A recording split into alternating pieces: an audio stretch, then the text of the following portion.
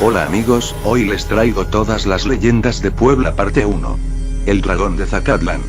Cuando se estaba construyendo el convento, un indígena informó a los frailes sobre la existencia de un gran animal que antes de la llegada de los españoles había puesto en continuo jaque a los nativos de los contornos. Habían intentado cazarlo varias veces, pero nunca lo pudieron lograr.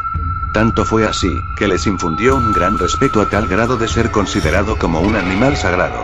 Los frailes, aunque un poco escépticos, se dispusieron a atrapar a la bestia, conllevados por el entusiasmo de los nativos zacatecos, a lo que se dispusieron prontamente. Convento Zacatlán. Y dicho y hecho, logrando atrapar con vida al enorme animal, los frailes se quedaron pasmados, maravillados ante la increíble y fantástica que les resultaba aquella extraña criatura, creyendo entonces que era obra del diablo. Cuenta la conseja popular, que se dispuso en algún lugar de la iglesia del convento un sitio acondicionado especialmente, y que en un principio fuera una atracción para propios y extraños, que venían atraídos por la noticia de su captura. Los años fueron pasando y alrededor de la gran bestia se fueron tejiendo una de las más singulares leyendas que subsiste hasta nuestros días.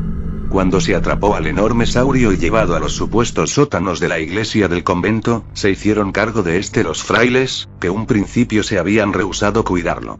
En un principio permitían ver al dragón y ya era conocido de todos, pero al ir pasando el tiempo, ya no permitieron ver más a la bestia, pues argumentaban que era producto de las maquinaciones del demonio para desviar a los nativos de su naciente creencia religiosa, y añadían, que el que lo llegara a ver, condenaría su alma al fuego eterno de los abismos infernales. Nos cuenta la leyenda, que había determinados momentos en que los encargados de la custodia de desaparecían bajo las galerías o sótano que supuestamente existen bajo el piso de la iglesia del convento, y no se sabía nada de ellos hasta pasados algunos días en que volvían a aparecer, dedicándose por completo a sus actividades cotidianas. Estas extrañas desapariciones de los frailes se hicieron sospechosas a los ojos del pueblo y algunos los asociaban con extraños ritos dedicados al diablo, otros que para purgar quién sabe qué negros pecados, más otros les daban poca o ninguna importancia al misterio de los frailes. Un día, cuando bajaron a las galerías como era su costumbre, sucedió que hubo un temblor que solo afectó paradójicamente a la iglesia. Los frailes aparecieron más pronto que de costumbre y con los semblantes descompuestos. Al preguntarles el porqué de su espanto, la contestación que recibieron de aquellos no fue menos que terrible. Pues parece, y así se cuenta hasta nuestros días por la conseja popular, que en la época de la construcción del edificio, cuando se atrapó al dragón, se le tuvo que buscar un espacio, y que fue precisamente bajo los cimientos del mismo, siendo entonces imposible sacarlo posteriormente, por lo que se optó, para que no muriera, alimentarlo lo mejor que se pudiera, porque si el animal fallecía, el hedor sería tan insoportable, que el lugar sería considerado como maldito. Ahora, en su prisión, el terrible dragón se había enfurecido por la fatal hambre que tenía. Ellos sabían, que el motivo por el cual desaparecían bajo el piso de la iglesia era para alimentarlo, y así, calmada su hambre, con su furor no hiciera derrumbar el edificio.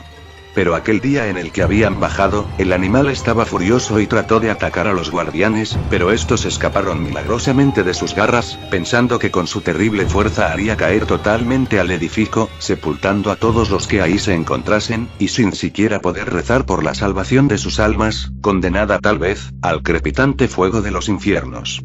Se cuenta, que desde aquel día se redoblaron los diezmos a la población zacateca, que consistía principalmente en aves de corral, y toda una serie de animales domésticos y silvestres, y todo esto iba a parar a la boca del dragón. Fue así como se volvió a someter al enorme animal antediluviano, que por alguna casualidad había prolongado su existencia hasta la era cristiana. Al contener al monstruo en su hambre insaciable, jamás intentaría escapar de la prisión en la que se encontraba. Y se cuenta, con temor supersticioso entre la gente de nuestro pueblo, porque el día en que se dejase de alimentar al monstruo la iglesia desaparecería y de entre sus ruinas emergería terrible y amenazador el dragón del convento. Y por supuesto, hubo personas que no creyeron en el supuesto dragón y su terrible existencia, ya que suponían que era una astuta y bien urdida mentira planeada por los frailes para tener atemorizados a los indígenas de la región y que aún se mantenían fieles a sus antiguas creencias para obtener de ellos su conversión al cristianismo, y los alimentos necesarios para su propia subsistencia, ya que algunos aún eran hostiles a los hispanos, manteniendo en continuo jaque a estos, y su único refugio era el convento, pero con esta burda mentira, tenían de ellos lo que querían. Los franciscanos se mantuvieron en pie por mucho tiempo con los que los indígenas les entregaban ingenuamente. Fue así como tuvo vida el dragón o viborón, como algunas personas le llamaron al supuesto extraño y terrible animal antediluviano. Hasta hace poco, y que algunos recordarán aún, que siendo cura de este lugar el señor Aurelio Torriz Mendoza, existía atrás del altar mayor de la iglesia del convento, un pasaje secreto que, según se dice, se comunicaba con la iglesia parroquial. Probablemente este pasaje, que pasaba por debajo del piso de la iglesia y que era solo conocido por los curas, fue ocupado en épocas aciagas de nuestra historia local para protegerse y huir de los constantes ataques de grupos subversivos que tenían en jaque a la población, como lo fuera durante la independencia, la Guerra de 3 Años y la Revolución Mexicana. Se cuenta también que en este pasaje, que desembocaba en un gran espacio libre bajo la iglesia y que era donde estaba el dragón, teniendo bajo su cuidado un fabuloso tesoro acumulado por los conquistadores españoles que se dejaron venir en avalancha por toda esta vasta región norte, cayendo como aves de rapiña, siendo alimentado con todo lo que requisaban a los indígenas que poblaban este lugar de la Sierra Poblana. Este pasaje, que iniciaba detrás del altar mayor, fue bloqueado durante el tiempo que tuvo a su cargo en esta parroquia el presbítero Roberto Espinosa.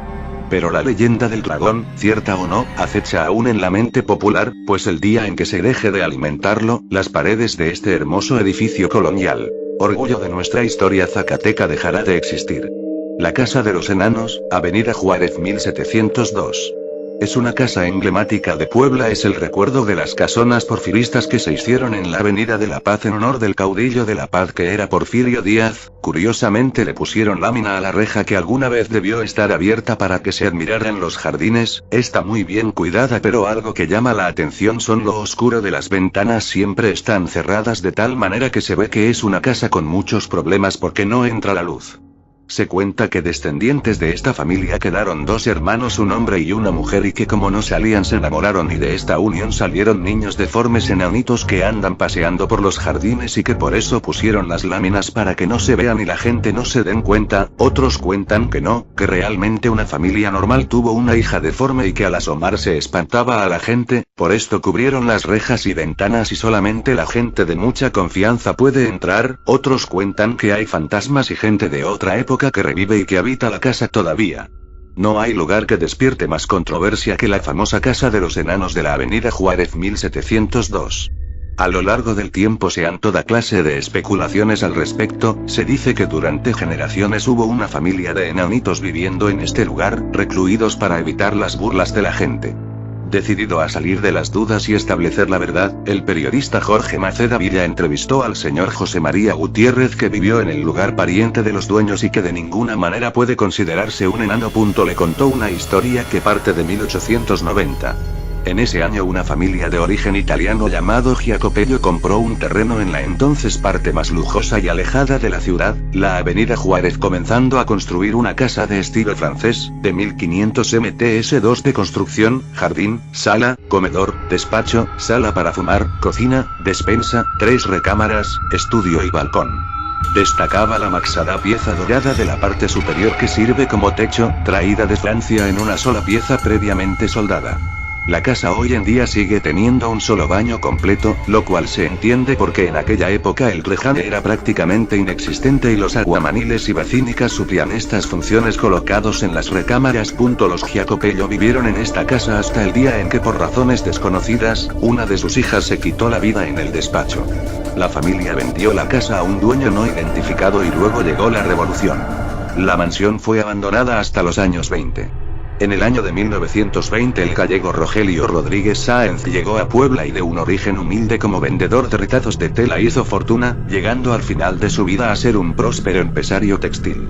Se terminó casando con la profesora normalista María del Carmen Jiménez y erigieron su hogar en la 19 Norte esquina con la 2 Poniente, lugar que luego convertirían en una fábrica de su propiedad. Siempre soñaron con habitar esa hermosa mansión abandonada que podía ver desde su casa. A principios de 1930 lograron su objetivo. Tuvieron 3 hijos, de los cuales sobrevivieron 2, Rogelio y Milagros Rodríguez. El padre murió y fue la madre la encargada de criar a los hijos. Rogelio estudió en el Oriente y Milagros en el Colegio Puebla. Doña María del Carmen, a la muerte de su marido, se volvió una persona sumamente reservada y de pocas amistades. No vio más a la familia de su marido hasta su muerte en 1988, siempre mantuvo la misma servidumbre. Las fábricas textiles que tenía su esposo fueron quebrando poco a poco y los descendientes de la familia se fueron mudando hasta dejar a la abuela sola. La abuela tenía rituales como ordenar a la servidumbre que abrieran las ventanas gradualmente, a lo largo del día, para permitir que entrara solo una pequeña cantidad de sol, inofensiva para los tapetes europeos que temía que se decoloraran, una tradición que continúa hasta el día de hoy. Los muebles del interior de la casa fueron construidos por un ebanista llamado Arce que construyó escritorios, archiveros y recámaras a la medida, al estilo Luis XV y con la más alta calidad. Allí vivieron y jugaron los nietos de la señora. Pero la abuela no permitía que jugaran dentro de la casa. Ordenó al ebanista crear muebles pequeños para ellos, sillones, mesas y comedores para que jugaran en el jardín como adultos. Inevitablemente la gente se asomaba a través del cable de metal que sostenía la lámina que aislaba el jardín del exterior. Al ver muebles chiquitos solo podían ser enanitos. En realidad lo que la gente veía eran niños jugando a ser adultos.